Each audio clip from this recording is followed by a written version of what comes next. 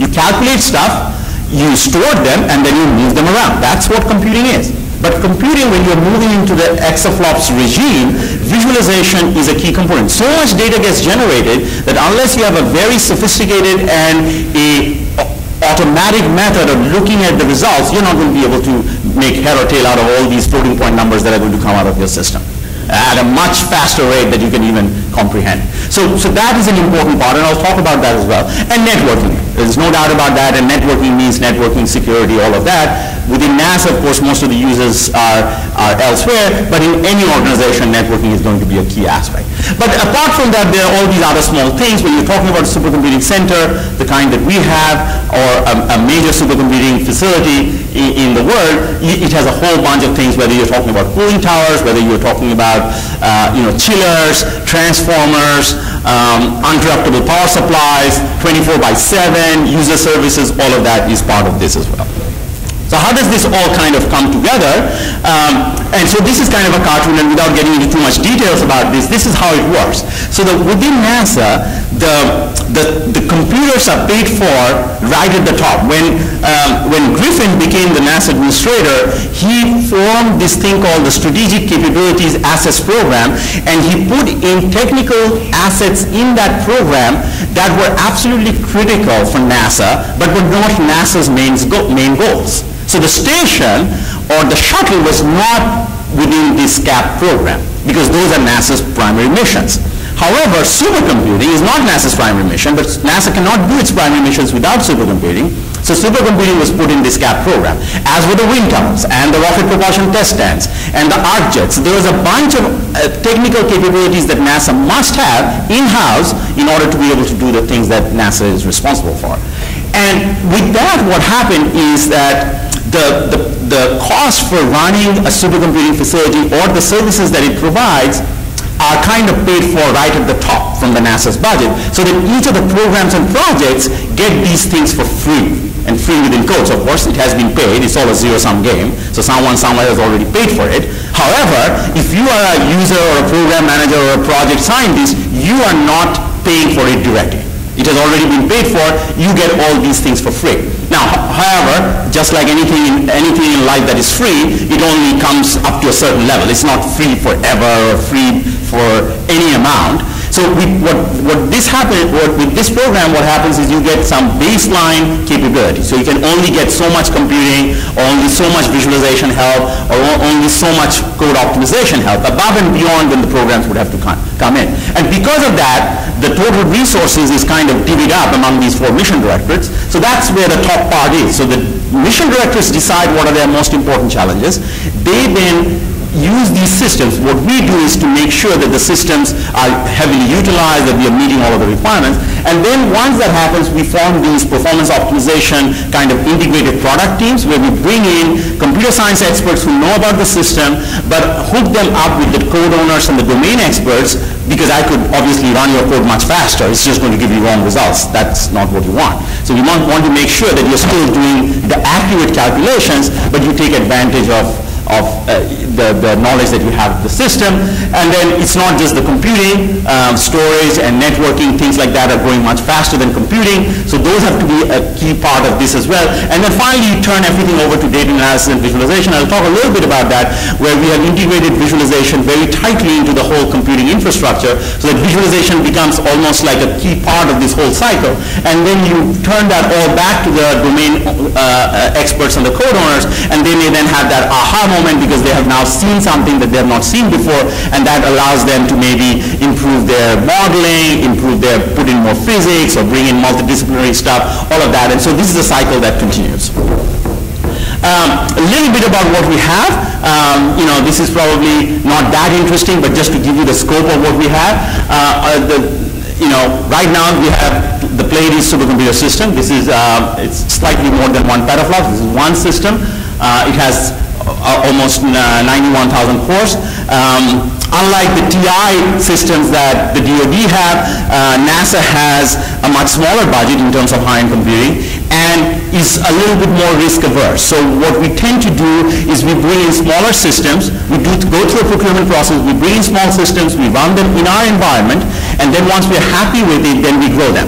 But I also absolutely agree with Craig that it doesn't make any sense to run old systems. Running old systems is expensive not only in terms of maintenance, but also in terms of footprint and utility usage and all of that. It's much better to get in new systems and run them for 3 or 4 years. So, but because of this process, what we have is, even though it's all based on an Intel Xeon-based system, the architecture, it actually has 3 generations of Xeons, from Harper Downs to Nehalem to Westmere, which are quad-core to 6-core and all of that. It's 156 racks of this system. When it came in online, November 2008 was number 3. Like I said earlier, we don't care about the top 500, but if you are in the top 1, 2, or 3, we'll talk about it. The Columbia system was an older system. There's a lot of codes that NASA required that had high or large memory footprints, and so the Columbia system, which is based on Itanium, is a shared memory system, and we are looking also at SGI's Ultraviolet as well as IBM systems that may have that kind of characteristics, unlike a Xeon-based cluster, so that certain codes that require high memory footprints would work better. And then, of course, there's the Hyperwall. I'll talk a little bit about it from a visualization perspective, but if you have codes or applications that can take advantage of these GPUs, then you can get a lot of bang for the kind of capability that you have. And these are NVIDIA GeForce kind of architectures, so all codes are not going to run on it seamlessly, but if you can take the time and effort and the code has that characteristics, it'll work well. Well, apart from the computing, there's also all of the storage. We have almost 7 petabytes of this. There's 45 petabytes of tape, 22 or 23 petabytes of that is unique data. Data is growing faster than computing, obviously, because we, by nature, humans are kind of rat packs. We never want to throw away anything because we all believe that someday I'll need this computation that I did like 25 years ago. I don't even know where it is, but I'm not going to delete it because I might need it. But that's the problem, and that's why data is probably growing faster than that. That's one area, of course, the other things as well. And, there's all those kinds of statistics. We're running 400 or 500 jobs at any one time. We are delivering over 70 million CPU hours a month, the whole facility is over 2 buildings. That's the total amount of square footage we have. Slightly more than 26,000. We are using slightly more than 6.25 megawatts. Electrical power is not a problem at NASA Ames. We have over 150 megawatts of power because we have the wind tunnels and the arc jets. It's just that they're not exactly in the same places, and we don't want the computing and the wind tunnels to be on the same, the power loop, so that the computing is going to kind of flicker while the wind tunnels are running. But anyway, so that's where we are. A little bit about the visualization itself. This is one of the problems with any major supercomputers, is that they don't have graphics cards in them, generally speaking. You can put them in, and then you have heterogeneous architectures where you'll have a problem running your codes on those kinds of things. So what we've built is this thing called the Hyperwall. In a sense, you can think of it as a window or a portal to the supercomputer itself. It's tightly linked to the supercomputer through InfiniBand, and what we have developed is what we call concurrent visualization. So while the calculations are actually running on Pleiades, you can actually see the results on the Hyperwall itself. It's 128 flat panel displays. It's 23 feet by 10 feet. It's not the largest display in the world, but in terms of resolution, when we built it, it was the largest resolution display in the world. It's 245 million pixels, so if you have your digital camera, which is probably 10 megapixels, this is 245 megapixels. It will be wonderful to see like March Madness or the Super Bowl or some Rose Bowl on this, and we probably do that as well, but I'm not going to talk about it officially. But it can be used in a couple of modes. It can be used as a single large image. As you can see on the top, that's the Martian landscape. You can look at observational data, or you can look at simulation data. And it's important when you have the governor of California here, and then it's a photo op and all of that, so that makes all sense. But it's not really that interesting. What is more interesting is at the lower picture when you're looking at sets of related images. So the Hyperwall, when you're doing actual engineering calculations, then what you have is you have multiple parameters that you are changing. And so in a sense, you have a hyperdimensional space, and the Hyperwall is like a cut plane through that hyperdimensional space. So you can pan and zoom this plane, and that allows you to look at sets of multiple images simultaneously. And if you are an expert in the room, by looking and comparing multiple images simultaneously, you can probably have more insight into kind of the calculations that are going on the supercomputer.